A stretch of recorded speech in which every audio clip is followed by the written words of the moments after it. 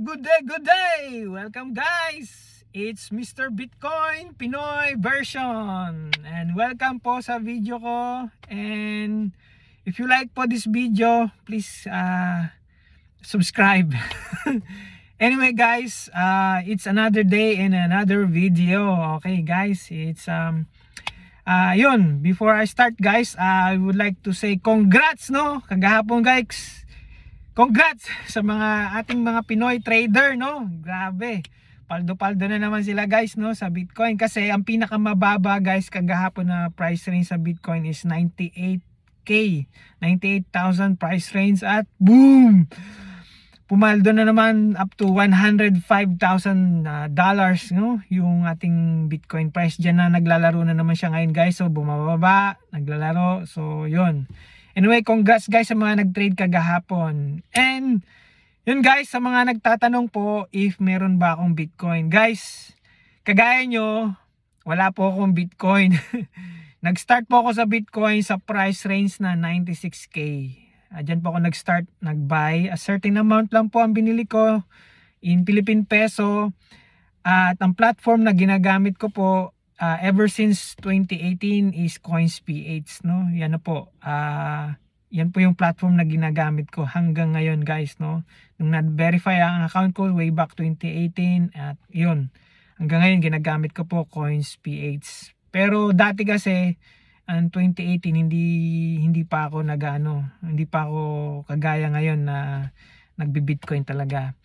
Well anyway guys, kagaya nyo, kung ibabalik lang ang 2009 kung saan murang-mura pa ang Bitcoin, dapat bumili na ako ng madami no.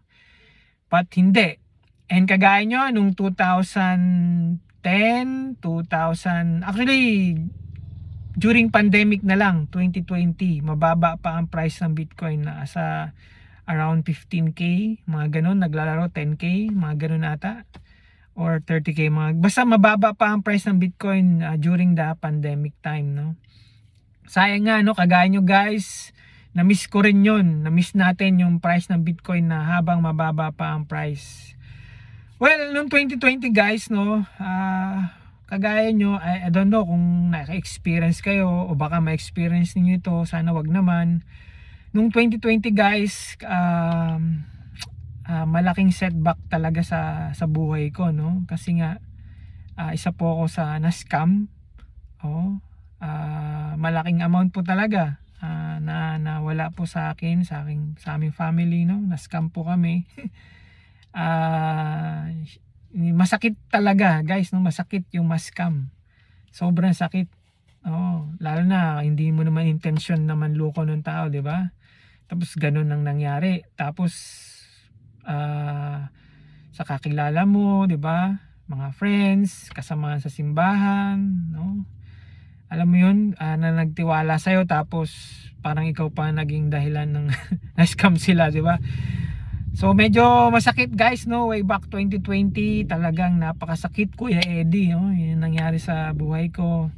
Nevertheless guys, I have learned my lesson doon no, noong 2020. Maliban sa malaking perang nawala sa amin no, sa aming family, nadamay pa yung ibang tao no, buti na lang mga ilan lang no.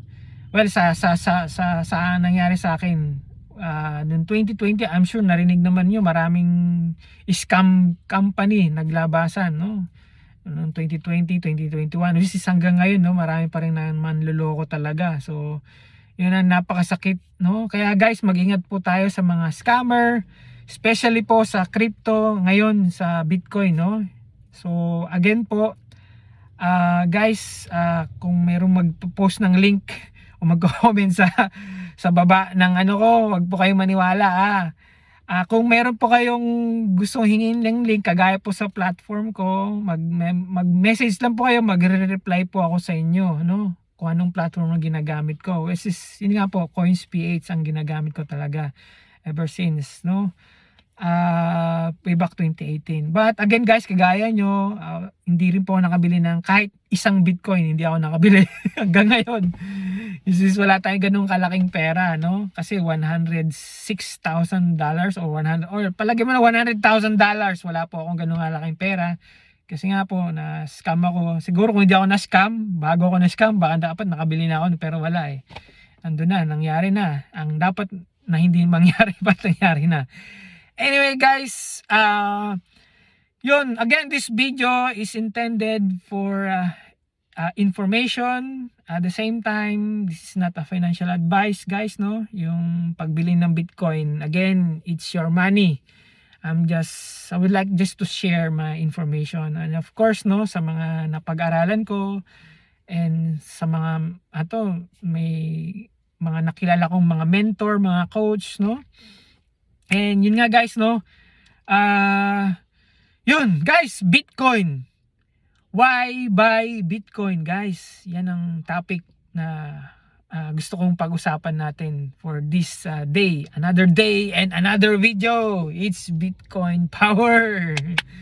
Yun guys, kasi nga, bakit ba? Well, as of this time guys, mayroon ng bagong presidente ang US, which is si Donald Trump.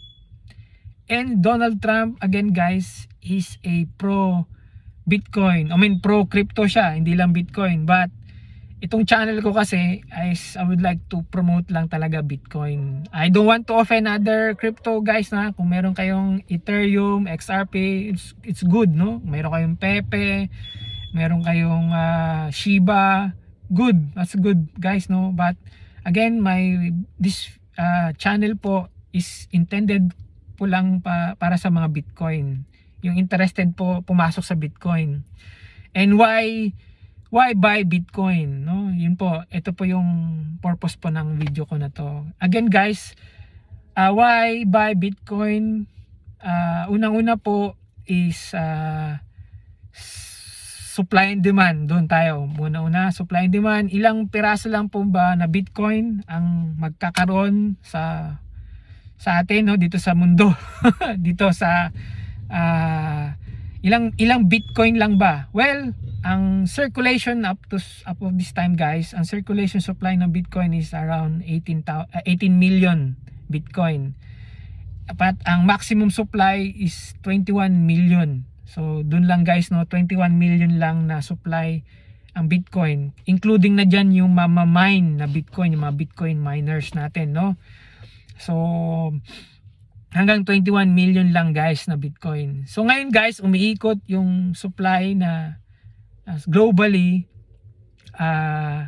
around 18 million, no? So yung mga including na dyan yung mga maliliit kagaya natin. I'm just a small fish swimming at the back of the whale. Kasi mayroong mga whaler, yung malalaking whale. Ibig sabihin mga naka-accumulate na ng Bitcoin at an early stage.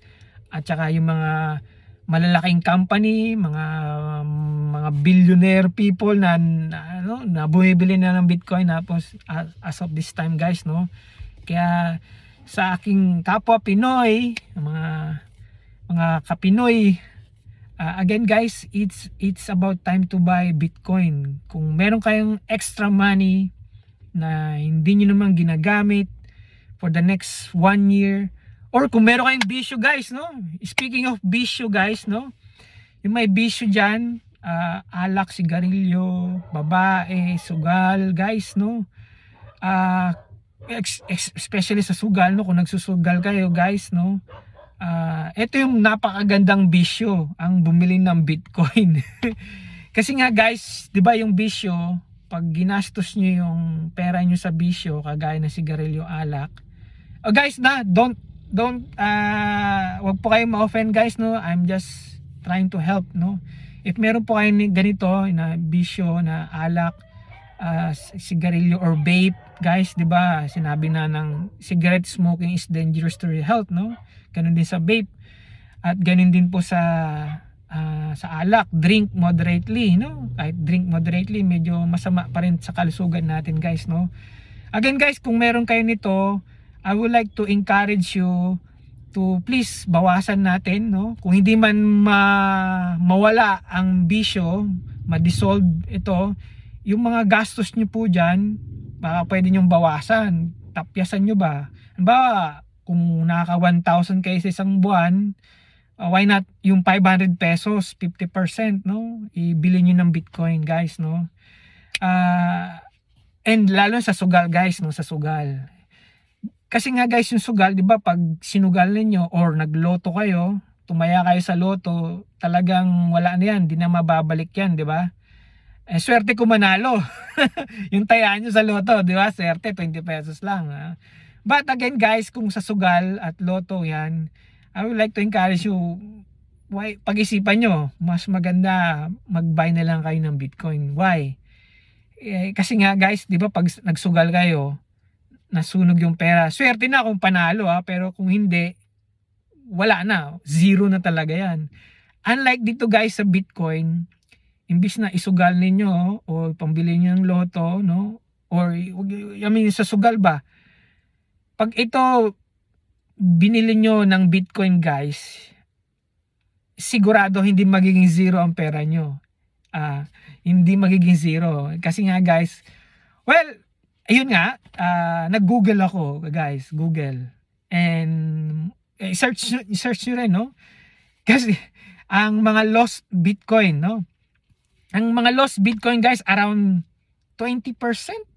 Sabi na Google, 20 to 30% ang missing Bitcoin. Ibig sabihin kung 21 million ang magiging supply ng Bitcoin, 20% no, 20 to 30% or palagay naman 20% lost Bitcoin. Kasi nga, forgot password, yung mga drive, di ba? I'm sure, ewan ko napanood nyo na yung ibang mga nangyari na mayroong mga Bitcoin holder na kapabayaan nila, nawala yung password, yung key, yung nawala yung USB, yung mga drive, nawala tuloy yung Bitcoin nila.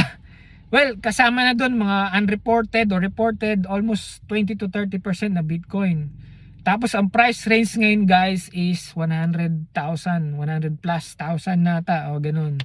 So meaning to say guys, yung Bitcoin, yung mga, dahil sa mga nawalang Bitcoin, hindi na yun maibebenta pa. Forever gone na yun siya, di ba? So definitely, yung Bitcoin guys, hindi siya magiging zero.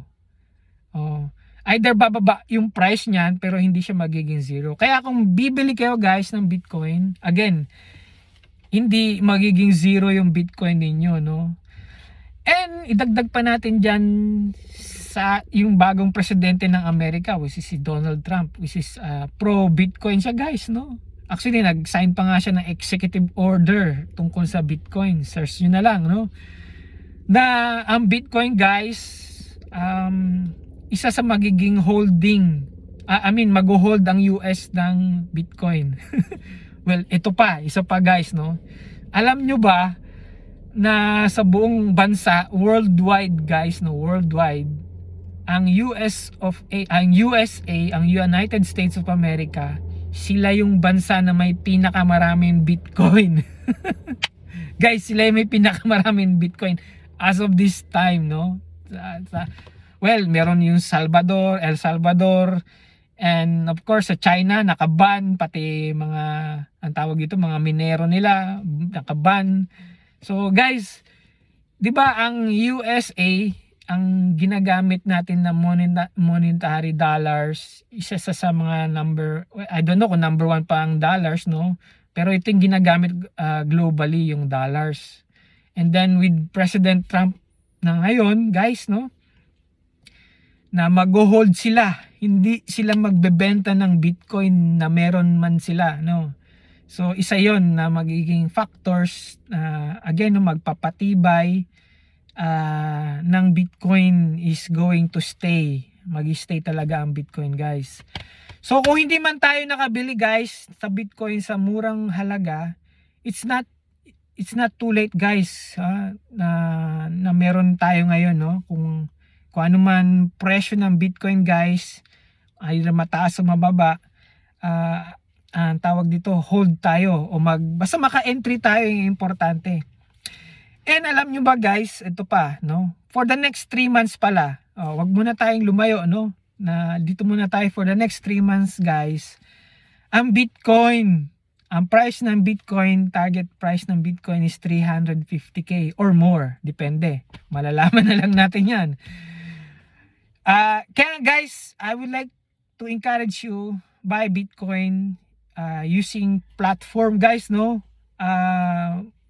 Again, no, naglipa na ang mga scammer.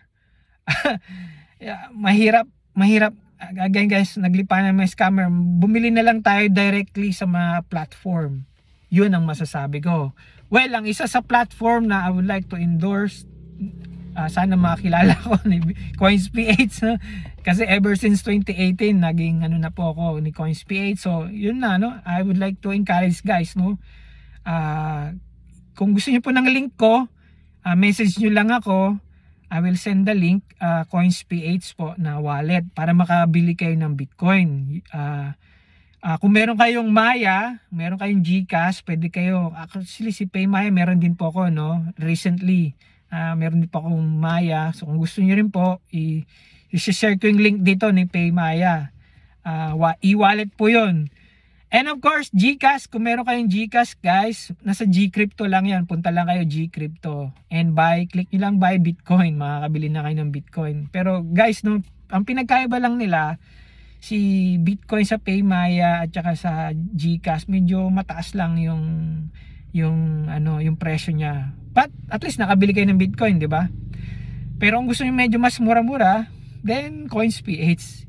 Again guys, I would like to suggest na buy kayo ng Bitcoin sa mga platform guys, no, o sa mga exchangers. Mga exchangers guys, bili kayo, buy kayo directly. Huwag kayo yung tawag dito, yung I don't know, basta ingat po tayo sa mga scammer. Guys, no, ang Bitcoin nandito na at sinolidify pa ngayon ni Donald Trump. Again guys, ang USA, well, alam naman natin lahat ng bansa tinitignan yan, no, kung anong meron sa US, di ba?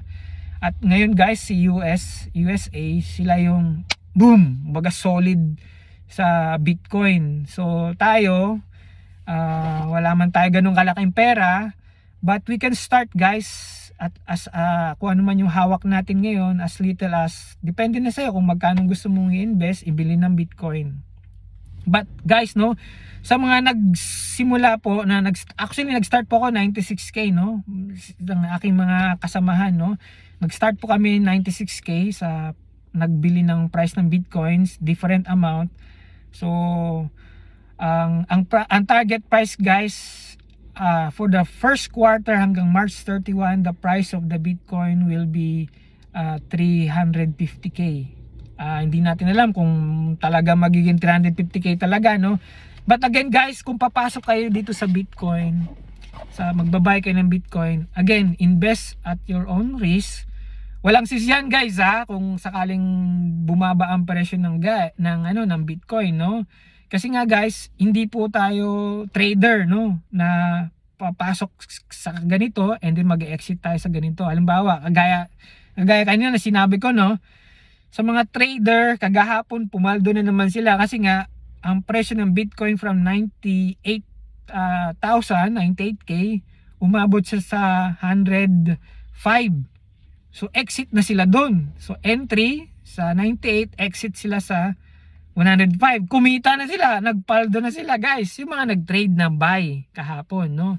Tayo guys, hindi po tayo ganoon, no. Ang tawag dito, long term tayo guys. We are more on spot. No, kagaya sa pag gumamit kayo ng exchanger or kagaya ng CoinsPH, pag nag-buy kayo, spot trading ang tawag doon, no. Kumbaga, regardless sa price range, makakabili tayo. And then pag tumaas yung price range niya, doon pa lang kumikita yung pera natin. 'Di ba? So pag tumaas yung pera, kikita tayo. Pag bumaba, negative. But again, mas okay to kaysa magsugal, 'di ba? Kaysa sa bisyo. Kung yung pera nyo ibibisyo nyo lang, magkakasakit pa kayo, 'di ba? In the long term. Halimbawa, 1 year from now, kung nagbibisyo ka, hindi ka magbabago. Kung nalagi ka na naninigarilyo for 1 year, 'di ba? Magiging masama na pakiramdam mo, yung health mo. But dito guys, kung bibili ka ng Bitcoin in 1 year guys, no, sa pagbili-bili mo ng Bitcoin, I'm sure yung pera mo madodoble na yan or more than that pa. Again guys, so makikita natin sa chart, sa price chart ng Bitcoin ever since na nagsimula ang Bitcoin sa lower price, yung mga bumili, no, nung unang panahon pa, no, Well, milyonaryo na ngayon kasi nga bumili sila sa lower price, 'di ba? And then at any given time ngayon, so mga nung 2009 na mga Bitcoiners, so pwede na nilang ibenta yung Bitcoin nila ngayon sa halagang 100 plus thousand dollars, 'di ba? So kumita na talaga. But again guys, no, ang tawag dito, before I end my video guys, I would like to i-repeat po na magandang why buy Bitcoin kasi unang-una guys, yung supply and demand ng Bitcoin. Ang supply lang ng Bitcoin is 21 million lang. Hindi na sosobra. And then, pangalawang rason why buy Bitcoin kasi nga may mga lost Bitcoin na. At sigurado hindi na magiging zero ang Bitcoin kasi nga lost Bitcoin, hindi na ma-retrieve yun. So hindi na maibebenta yun, di ba? Kasi nga lost. And hindi natin alam exactly kung how many percent, but as of sabi nga ni Google 20 to 30% reported missing Bitcoin, lost Bitcoin or burn Bitcoin. Ewan ko ano nangyari sa Bitcoin, basta mga ganun. So ibig sabihin guys, definitely hindi na magiging zero. Kung babalik man siya, hindi siya magiging zero yung Bitcoin. And of course, eto pa guys, at a price range of 100,000 plus dollars na Bitcoin plus USA na nagpo-promote na sila or they are pro Bitcoin and sila yung bansa na number 1 pagdating sa gold. Meron silang gold, marami sila, isa ata ang US na maraming gold. At ngayon guys, sa buong bansa worldwide, USA lang may pinakamaraming Bitcoin. Sa palagay nyo, anong gagawin ng US sa Bitcoin nila? Syempre hindi nila ibebenta. Para ang price ng Bitcoin magtaas pa, di ba? I-hold nila para tumaas pa.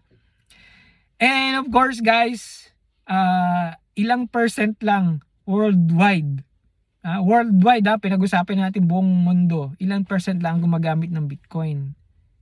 So, supply and demand, 'di ba? Doon na lang tayo, wag na tayo lumayo. Supply and demand, tapos anong bansa ang pro at ilang bansa lang merong Bitcoin at ilang tao lang ang merong Bitcoin, guys, 'di ba? Ilang percent lang, tapos yung price range niya is 100 plus thousand lang dollars ang price range niya. So, for the next 3 months, guys, definitely marami pang papasok na Bitcoin. Idagdag mo pa dito yung ETF na Bitcoin. Hindi lang stock, guys. Pati sa Bitcoin, meron ng ETF, no? I-search nila yung ETF next video. Ipag-usapan natin yan. But guys, no, marami ng Bitcoin binibentures. Especially ito mga parating pa na mga araw. So definitely guys, yung price ng Bitcoin again, no, hindi lang siya 100k. Well, sa katapusan nga ng March 31, malalaman natin kung magiging 350k nga ang Bitcoin. Hindi natin alam.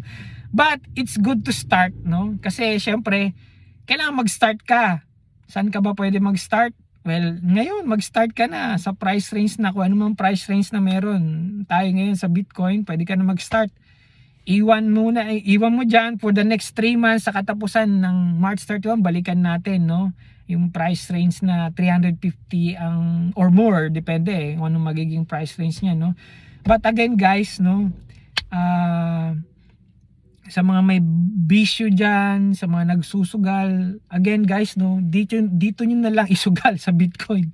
Kasi nga, kung isusugal nyo sa sugal, pag natalo kayo, di ba, talo talaga yan, zero, wala lang balikan. Unlike sa Bitcoin, pag isusugal nyo yung pera nyo sa Bitcoin, definitely hindi yan magiging zero. Yan ang sigurado ko. Kasi nga, sa last Bitcoin na hindi na maibebenta pa, kumbaga yung capital nandoon na yun, mag-stick na talaga doon. So guys, tawag dito, hope you like my video, and it's about time to go to N3, the Bitcoin world. Yes guys, so again, hope you like the video and see you for another day, another video. Bye bye.